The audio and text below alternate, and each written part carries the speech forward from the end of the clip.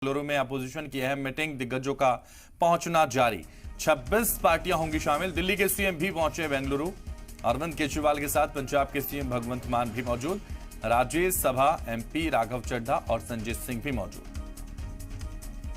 तो बच गई है सियासी बिसात। बेंगलुरु में एक बार फिर से अपोजिशन एक साथ। राज्यसभा एमपी राघव चड्ढा भी मौजूद। तो बेंगलुरु में अपोजिशन की अहम मीटिंग, दिग्गजों का पहुंचना जारी। 26 पार्टियां होंगी शामिल। दिल्ली के सीएम भी पहुंचे बेंगलुरु। अरविंद केजरीवाल के साथ पंजाब के सीएम भी मौजूद।